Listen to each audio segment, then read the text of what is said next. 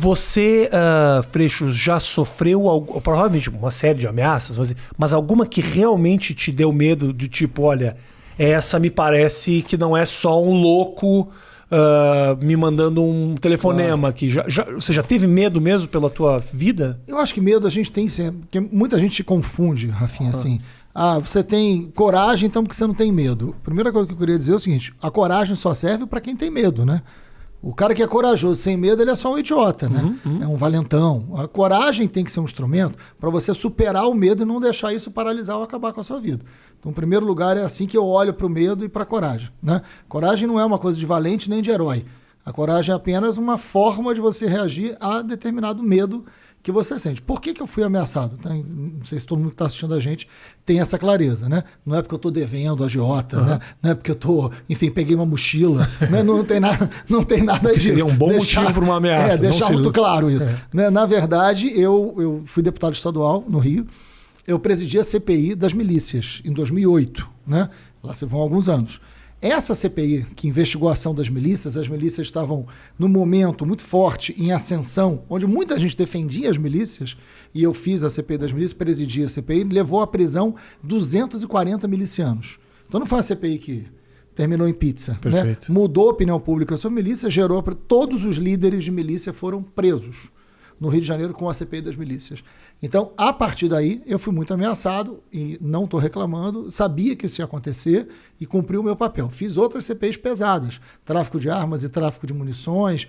Enfim, eu sempre trabalhei com o tema da segurança pública nos mandatos do Rio de Janeiro, e o Rio de Janeiro justifica eu ter entrado nesses assuntos.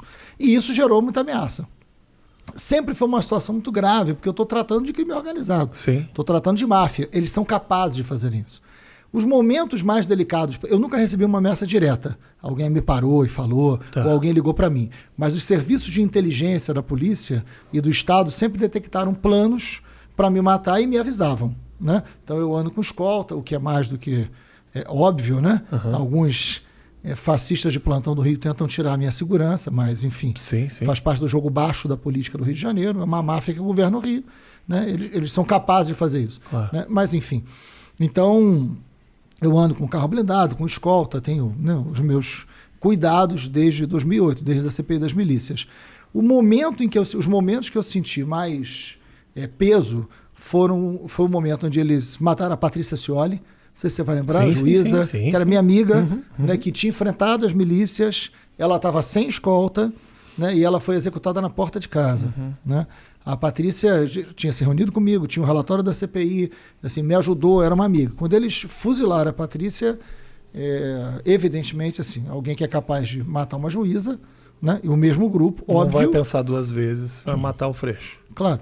Então ali se materializou, né, esse medo, ali era real. Né?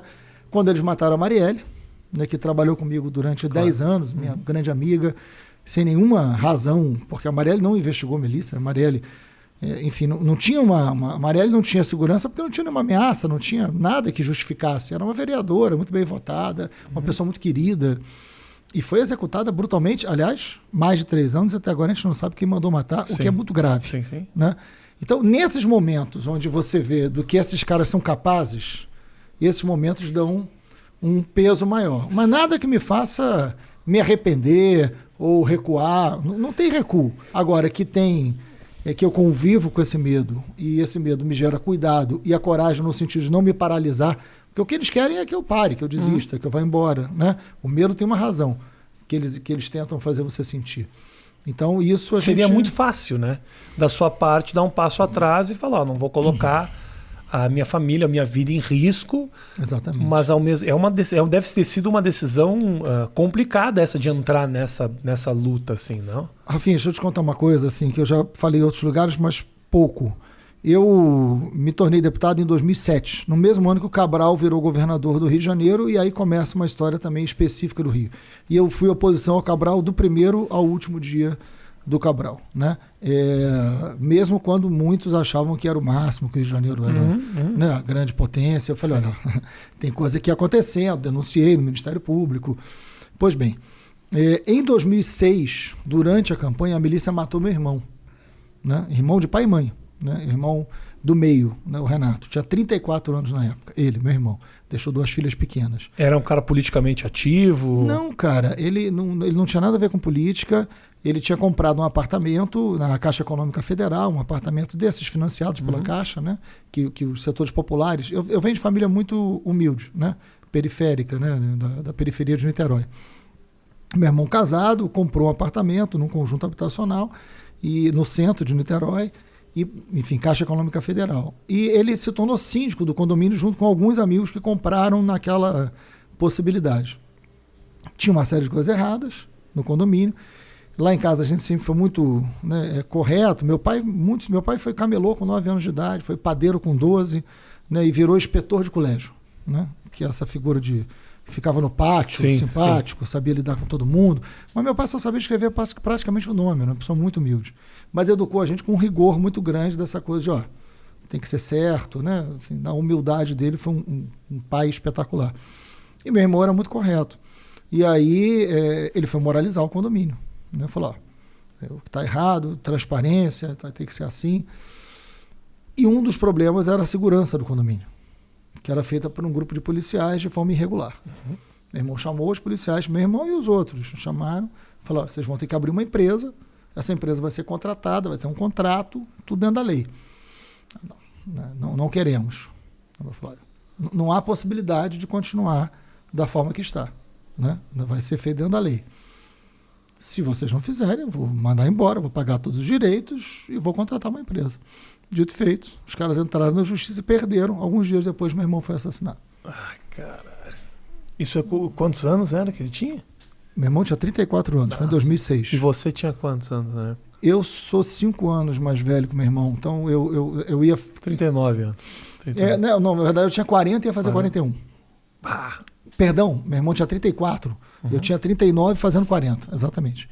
E aí eu enfim... Eu olhei para aquilo e falei, olha, não dá, minha família, que é um pai e uma mãe enterrar um filho, né?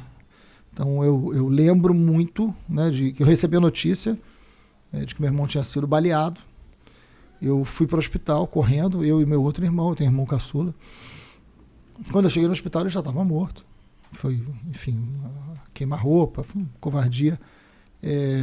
Eu entrei no hospital e vi meu irmão morto, assim, muito difícil. E eu tinha que avisar meu pai e minha mãe, né? Como é que você avisa um pai e uma mãe que... E a nossa família era muito unida, muito... Né? Um fortalecendo muito o outro. E eu lembro que eu liguei e falei, olha, é melhor trazê-los para o hospital, porque no hospital, pelo menos eu tenho médicos aqui que, dependendo da reação que eles tenham, a gente tem como, né, atendê-los. Melhor do que eu avisar em casa. Claro. E aí eu falei, olha, avisa que ele sofreu um acidente de carro. Isso eu inventei na hora. Né? Avisa que ele sofreu um acidente de carro, estão no hospital para eles virem para cá. Poder trazer eles para o hospital. Né? Para trazê-los para o hospital. Foi o que eu pensei na hora. E aí os amigos e tudo trouxeram. Quando eles chegaram, eu já tinha avisado aos médicos, já tinha uma equipe médica esperando. A minha mãe foi muito forte, né? Como, aliás, as mulheres são muito mais fortes do que os homens nesses momentos. Né? Meu pai desmontou, né? E olhou para mim e falou assim, mas o que houve? E aí eu tive que falar a verdade, né? Eu falei, não foi acidente de carro, né? Ele foi assassinado. Aí você imagina uma família humilde, né? Que superou uma série de situações, assim, né? Que trabalhou a vida inteira, que deu educação para os filhos.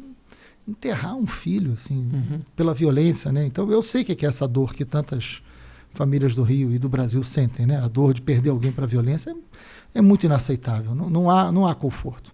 E aí meu pai me segurou e falou o seguinte, não é possível, eu nunca dei um tapa num filho meu. Né? Quando meu pai falou isso, ele falou, ninguém pode matar meu filho, eu nunca dei um tapa no meu filho. Né? Eu nunca encostei um dedo no meu filho, eu eduquei só com amor, que acho que o Brasil precisa, né? Entender que você educa com amor, claro. Né? Assim, não é a violência que resolve as coisas, seja na família, seja na política, né? Então, quando eu olhei isso, eu falei, cara, meu pai não vai sobreviver. Meu pai não vai aguentar. Né? Eu olhei para minha mãe, ela estava, enfim, destruída, mas entendendo que ela tinha que segurar todo mundo ali. Meu pai começou a ficar doente. Meu pai ficou 10 anos doente e morreu. Então, depressão profunda a partir daquele ele teve momento. uma série de problemas. Ele começou a ter dificuldade de andar, ele começou a ter problema de memória, ele desenvolveu uma série de problemas. Meu pai ficou... depois da morte do meu irmão, eu fiquei durante mais de 10 anos cuidando do meu pai até a morte. Não resistiu. Então, meu pai morreu de dor, de sofrimento. Então, essas coisas, assim, se misturam, né, um pouco. Então, quando eu viro deputado, entendeu, Rafinha? As milícias tinham eleito vários deputados. A mesma milícia que matou meu irmão, que destruiu minha família, que fez aquilo, eu fui eleito junto com vários dos milicianos. Eu olhei para aquela situação e falei, eu não tenho a menor condição de não enfrentá-los. É uma obrigação humana que eu tenho. É um compromisso mínimo de dignidade, né? E aí o primeiro projeto que eu apresentei, o primeiro projeto da minha vida, foi o pedido de CPI das milícias. Fiz com 3 dias de deputado estadual. Sabia que ia ser difícil aprovar. Só aprovei por umas circunstâncias dessas que você não... Aprovei 1 ano e meio depois. Não pensa que o Rio de Janeiro, quando eu apresentei a CPI, falou, que ideia genial, como a gente não tinha pensado nisso, vamos fazer uma CPI para investigar as milícias. Coisa nenhuma. Coisa nenhuma. Eu apresentei e eu dava risada na minha cara. Né? 1 ano e meio depois, jornalistas do jornal O Dia foram fazer uma matéria sobre milícia, foram descobertos, foram torturados.